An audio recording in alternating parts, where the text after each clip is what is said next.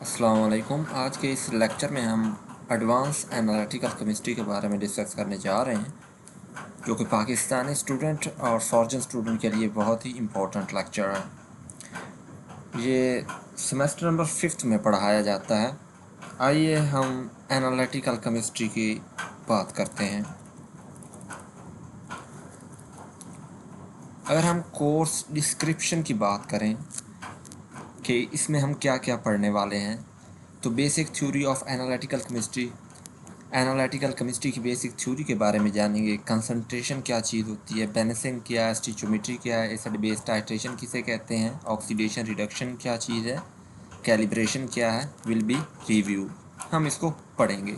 Second chapter हमारा इसमें ये होगा, principle and application of various analytical techniques in the modern analytical laboratory will be introduce. ठीक है। थर्ड जो चैप्टर हमारा इसमें होगा वो ये होगा, these techniques including FTIR, UV, visible, Raman, XPS, AES, AASI, gas chromatography, high pressure liquid chromatography और mass and so on. Fourth जो चैप्टर हम इसमें डिस्कस करेंगे वो है advantage and limitation of the individuals and analytical techniques for qualitative and quantitative analysis, ये इसमें discuss करेंगे। लास्ट पे हम जो इस चैप्टर में डिस्कस करेंगे डिस्क्रिप्शन के हवाले से, selected applications of this techniques will be demonstrated using the known and unknown sample. हम इस टेक्निक को इस्तेमाल करते हुए हम सैंपल को डिमॉन्स्ट्रेट करवाएंगे by the unknown sample and known sample. देखें जी, कोर्स एवोल्यूशन में ये है कि आप एग्ज़ाम नंबर 1 होगा, फिर एग्ज़ाम नंबर 2 होगा और टोटल कितना है, ये सारी चीज़ें बताई हुई। आइए सबसे पहले जान लेते हैं why analytical chemistry is important. Analytical chemistry important क्यों है, ये पढ़ाई क्यों जाती है हमें। देखें जी, chemical analysis is important to the various field including, क्योंकि केमिकल एनालिसिस इसमें हम करते हैं। एनालिटिकल केमिस्ट्री हमारे लिए इम्पोर्टेंट इस वजह से है, हमें इस वजह से पढ़ाई जाती है क्योंकि हमने इसमें केमिकल का एनालिसिस करना है वेरियस फील्ड में, बहुत सारी मुख्तलिफ फील्ड में। किन किन में, हेल्थ में, फोरेंसिक साइंस में, फार्मास्यूटिकल टेक्निक्स में, इन्वायरमेंट्स में, फूड में, नेशनल सिक्योरिटी सेफ्टी के लिए और एनर्जी वगैरह etc। ये आप पिक्चर में देख सकते हैं कि फार्मास्यूटिकल कंपनी में हम एनालिसिस करके बताते हैं, उसमें भी एनालिटिकल केमिस्ट्री इन्वॉल्व है। फोरेंसिक साइंस में भी एनालिटिकल केमिस्ट्री इन्वॉल्व है, ठीक है। हेल्थ और साइंस में भी एनालिटिकल केमिस्ट्री इन्वॉल्व है। और सबसे बड़ी बात, नेशनल सिक्योरिटी में भी एनालिटिकल केमिस्ट्री की इम्पोर्टेंस बहुत ज़्यादा है, ठीक है। देखें जी, that is the graph that represent the drug related crime statics. Drug abuse violation arrested, जिन्होंने ड्रग की एब्यूज़ की थी, वायलेशन किया था 1980 से लेकर 2004 तक, तो उनका ग्राफ ये है, ठीक है। और number of arrested by the drug type, जिन्होंने ड्रग का एब्यूज़ किया था, और नंबर ऑफ अरेस्टेड पीपल ये हैं। इसमें हीरोइन और कोकेन ड्रग और marijuana और अदर और सिंथेटिक ड्रग्स वगैरह शामिल हैं। Here in this slide we will be take cocaine and metabolites। ये कोकेन का स्ट्रक्चर है, यूराइन में से निकलता है और इसके मुख्तलिफ जो है वो स्टेजेस हैं, आगे आप दे सकते हैं। कोकेन स्मोकिंग के बाद इसमें चेंज हो जाता है और ये मुख्तलिफ स्टेजेस में से गुजरता है। फिर applications of the chemistry to the forensic investigations, drug tests. Laboratory में भी इसका बहुत ज़्यादा इस्तेमाल है, फोरेंसिक साइंस में एनालिटिकल केमिस्ट्री का। लेबॉर्ट्री में कैसे जो है वो इसका एडवांटेज है कि सैंपल के एनालिसिस के लिए इस्तेमाल होती है। यूराइन का सैंपल करना हो, ब्लड का सैंपल करना हो, एयर का सैंपल करना हो, तो आप एनालिटिकल केमिस्ट्री को टेक्निक को यूज़ करते हुए आप इन सैंपल को एनालिसिस कर सकते हैं। गैस क्रोमेटोग्राफी, मास स्पेक्ट्रोमीट्री में भी एनालिटिकल केमिस्ट्री बहुत इंपॉर्टेंट है, जिससे हमें गैस क्रोमेटोग्राम और मास स्पेक्ट्रोमीटर मिलते हैं किसी भी चीज़ के एनालिसिस करवाने के लिए, ठीक है। और ड्रग टेस्ट किट है, जिसमें हम जो है वो किसी भी ड्रग का एनालिसिस करते हैं सलाइवा लेके। सलाइवा का, थूक का एनालिसिस कर सकते हैं हम, यूराइन का एनालिसिस कर सकते हैं, स्वीट पसीने का एनालिसिस कर सकते हैं, हेयर का, नेल्स का एंड ब्लड टेस्ट का हम एनालिसिस कर सकते हैं with the help of the analytical chemistry. उसके बाद protein and drug complex formation on the surface, ये जो बन आती है इसकी मदद से भी हम एनालिटिकल केमिस्ट्री को टेक्निक को यूज़ करते हुए हम इस चीज़ का एनालिसिस भी कर सकते हैं। Goals in chemical analysis, chemical analysis करते हुए हमारे पास टू टाइप्स के गोल्स हैं। First one that is called as the qualitative analysis and second one that is quantitative analysis. In the qualitative analysis हम सैंपल में एलिमेंट और compound की आइडेंटिफिकेशन करते हैं, और क्वांटिटेटिव एनालिसिस में हम सैंपल में अमाउंट किसी भी एलिमेंट की कंसंट्रेशन के बारे में फाइंड आउट करते हैं। ठीक है, फर्स्ट वन, ये हमारे पास एक सैंपल दिया हुआ है, ठीक है, कि चॉकलेट है और चॉकलेट बार में आप बताएं जी कैफ़ीन और थ्रियोप्राइन कितनी मिकदार में पाई जाती है, और इसमें हाउ मच शुगर जो है वो कितनी है, 200 मिलीग्राम है, और कैफ़ीन 35 मिलीग्राम है at its extra. Tools in the chemical analysis, इस सैंपल को परफॉर्म करने के लिए हमें केमिकल एनालिसिस की क्या ज़रूरत पड़ती है, कौन कौन से केमिकल एनालिसिस की हमें ज़रूरत पड़ती है। फर्स्ट वन स्पेक्ट्रोस्कोपी, स्पेक्ट्रोस्कोपी के ये डिफरेंट जो है वो हमारे पास इंस्ट्रूमेंट हैं जिनकी हमें ज़रूरत पड़ती है एनालिसिस करने के दौरान। सेकंड वन क्रोमेटोग्राफी, क्रोमेटोग्राफी के बगैर हम एनालिसिस नहीं कर सकते, जिस तरह गैस क्रोमेटोग्राफी है, हाई प्रेशर लिक्विड क्रोमेटोग्राफी है, आयन एक्सचेंज क्रोमेटोग्राफी है, TLC है, SFC है, SEC है, और CE है, ETC जो है वो। माइक्रोस्कोपी, ये भी एक टेक्निक है केमिकल एनालिसिस की।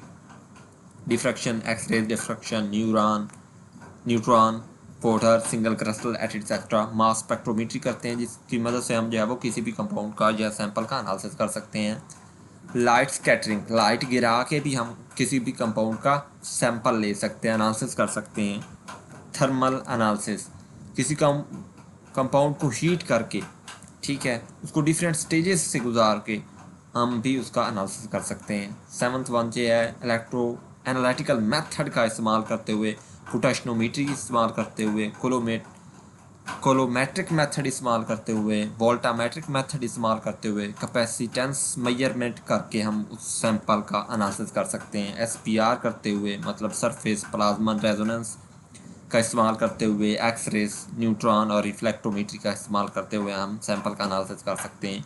QCM, क्वार्टाज, क्रिस्टल, माइक्रोबैलेंस इस्तेमाल करते हुए हम सैंपल का एनालिसिस कर सकते हैं। CD, सर्कुलर इलेक्ट्रॉन्स का इस्तेमाल करते हुए हम सैंपल को एनालिसिस करते हैं, और न्यूट्रॉन एक्टिवेशन एनालिसिस करके भी हम सैंपल का एनालिसिस कर सकते हैं, और मैग्नेटिक सस्पेक्टेबिलिटी की मदद से भी हम केमिकल का एनालिसिस कर सकते हैं। कंक्लूजन में ये होगा कि no single technique is perfect, many complementary tools are required. मतलब ये जो आपने अभी इंस्ट्रूमेंट पढ़े हैं, इनमें से कोई एक इंस्ट्रूमेंट परफेक्ट नहीं है एनालिसिस के लिए। वो कहता है आपको बहुत सारे इंस्ट्रूमेंट की ज़रूरत पड़ती है इस एनालिसिस को करवाने के लिए।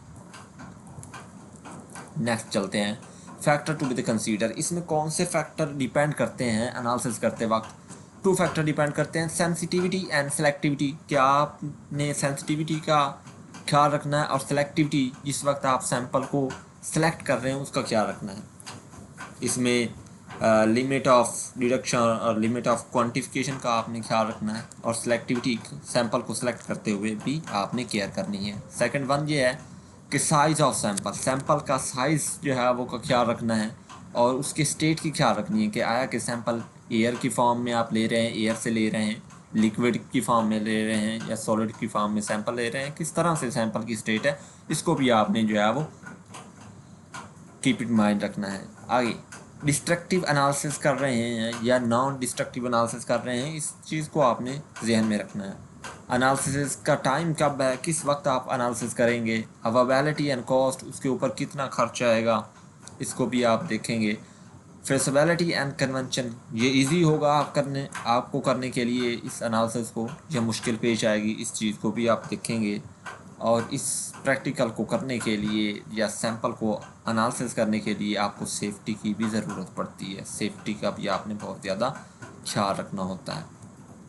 देखें जी, LOD एंड LOQ क्या है। LOD mean limit of detection, the lowest quantity of the substance, मतलब कोई भी सब्सटेंस की थोड़ी सी मिकदार that can be distinguish from the absence of the substance with in the confidential limit 3 times of the black acidity, तो उसको हम कहते हैं limit of deduction. Limit of deduction क्या है कि सैंपल की थोड़ी सी मिकदार जिसको आपने किसी दूसरे सैंपल की गैर मौजूदगी में आपने उसको 3 टाइम जो है वो कॉन्फिडेंशियल लिमिट में डिडक्ट करना है, डिफ्रेंशिएट करना है, that is called as the limit of deduction. उसको क्या कहते हैं हम, लिमिट ऑफ डिडक्शन का नाम देते हैं। The next one that is called as the limit of the quantification, the limit at which we can reasonably tell the difference between two different values, मतलब जिसमें हम एक लिमिट होती है जिसमें हम दो डिफरेंट वैल्यूज़ के दरमियान डिफरेंस लेते हैं, तो उसको हम लिमिट ऑफ क्वांटिफिकेशन का नाम देते हैं। ये देखें जी, हमारे पास पिक्चर है जिसमें लिमिट ऑफ आइडेंटिफिकेशन और लिमिट ऑफ क्वांटिफिकेशन के बारे में बताया हुआ है। ये आप देख सकते हैं कि इनके दरमियान, इन दो कर्व के दरमियान इतना लिमिट ऑफ डिडक्शन है और इस पीक से लेकर इस पीक तक इतना लिमिट ऑफ क्वांटिफिकेशन है। ठीक है, और कौन से स्टेप्स ज़रूरी हैं हमें केमिकल एनालिसिस करवाने के लिए, वो ये हैं। फार्मूलेटिंग द क्वेश्चन, पहले तो आपने सबसे पहले सैंपल को करवाने से पहले आपने क्वेश्चन बनाना होगा कि हम क्वेश्चन क्या होगा, क्वेश्चन क्या है। फिर उसके बाद जो है वो हम टेक्निक्स वगैरह का यूज़ करते हैं, ये टूल्स का यूज़ करते हैं। उसके बाद फिर आपने क्वेश्चन बना दिया, उसके बाद आप सेलेक्टिंग टूल्स, कौन कौन से आपको टूल्स चाहिए, औजार चाहिए, आलात चाहिए इस प्रैक्टिकल को या इस सैंपल को एनालिसिस करने के लिए। उसके बाद sampling and sample preparation, tool select कर लिए। फिर आपने ये करना है कि आप सैंपल को सेलेक्ट कैसे करेंगे, सैंपल तैयार किस तरह से करेंगे। द फोर्थ स्टेप ये है कि आप सैंपल को एनालिसिस किस तरह से करेंगे, आप उसका तज्जिया किस तरह से करेंगे। फिर फिफ्थ वन ये है इंटरप्रेटिंग डाटा, फिर आपने डाटा को किस तरह से जो है वो इंटरप्रेट करना है, डाटा किस तरह से जो है वो आपने देना है। ठीक है, लास्ट में ये आता है आपने सैंपल की कंक्लूजन ड्रा करनी है कि पूरा आपने जितना भी सैंपल एनालिसिस किया, जो भी क्वेश्चन बनाया, उसकी कंक्लूजन क्या है। इधर देखें जी problem, how much caffeine in a chocolate bar. ये देखें जी, एक चॉकलेट बार है, रैपर में चॉकलेट होती है, तो उसमें how much caffeine is present in the chocolate बार, कि कितनी कैफीन मौजूद है इस चॉकलेट बार में। ये आपके लिए एक प्रॉब्लम है, इसको आपने केमिकल एनालिसिस के ज़रिए जो है वो बताना है कि कितनी चॉकलेट इस चॉकलेट बार में मौजूद है। देखें जी, टारगेट कंपाउंड इसमें हमारे पास मौजूद है कैफ़ीन।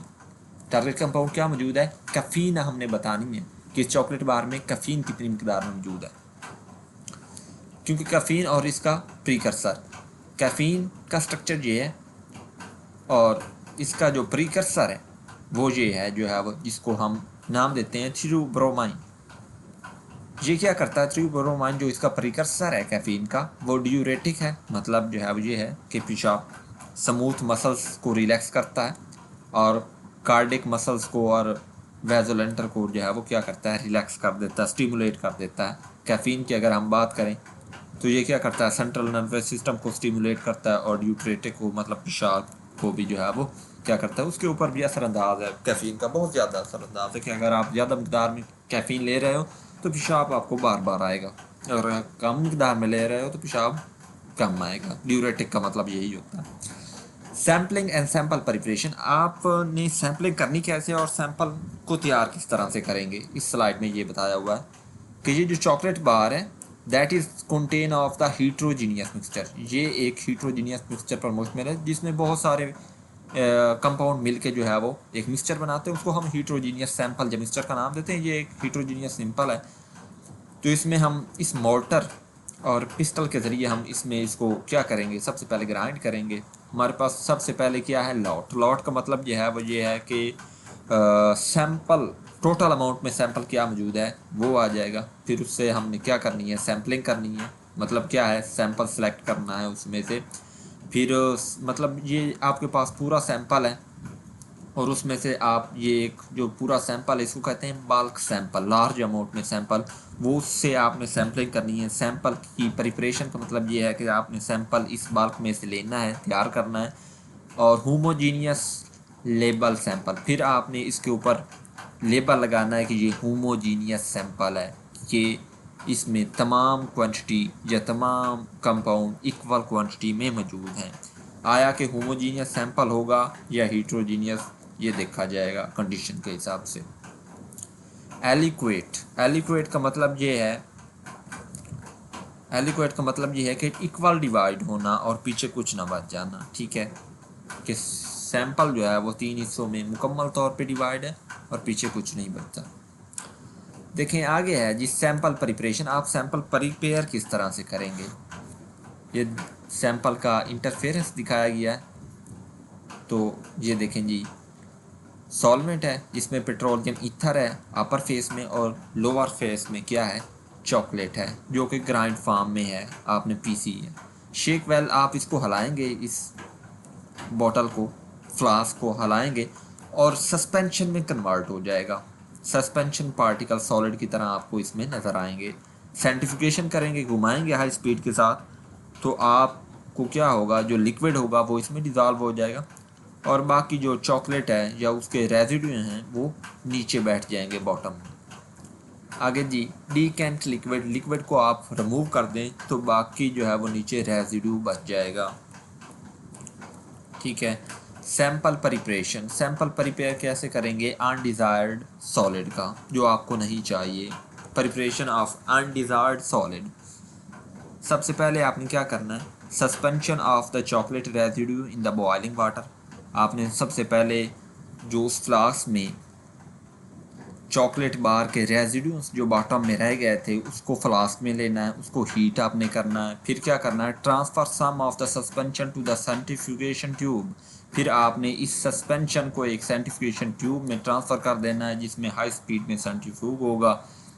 और सेंट्रीफ्यूज होने के बाद फिर क्या होगा कि जो चॉकलेट है वो हमारे पास रेजिड्यू की सूरत में जो बच जाएंगे वो नीचे जो है वो बॉटम में रह जाएगी और बाकी जो लिक्विड होगा वो इसमें जो है वो ऊपर रह जाएगा। ठीक है, इसको आप एक सुरिंज में लेंगे और फिर इसको सेंट्रीफ्यूगेशन ट्यूब में जो है वो इंटर करेंगे, फ़िल्टर करेंगे। जब आप इसको फ़िल्टर कर लेंगे तो फ्रेश सेंट्रीफ्यूज ट्यूब में ये आपके पास सैंपल जो है वो बॉटम में कलेक्ट होगा। और ये वाला जो सैंपल बॉटम में कलेक्ट हुआ है इसको क्या नाम देते हैं, filtered solution containing dissolved analyte for injection into the chromatograph, जिसको आप क्रोमेटोग्राफ में इंजेक्ट करेंगे और उससे क्रोमेटोग्राफ आपको क्रोमेटोग्राम देगा और क्रोमेटोग्राम से आप आगे मास स्पेक्ट्रोमेट्री डिटरमाइन कर सकते हैं। देखें जी, ये आपने सैंपल को इंजेक्ट किया है with the help of silicon dioxide, ये कॉलम है, सिलिकॉन डाइऑक्साइड में आपने इसको इंजेक्ट किया है।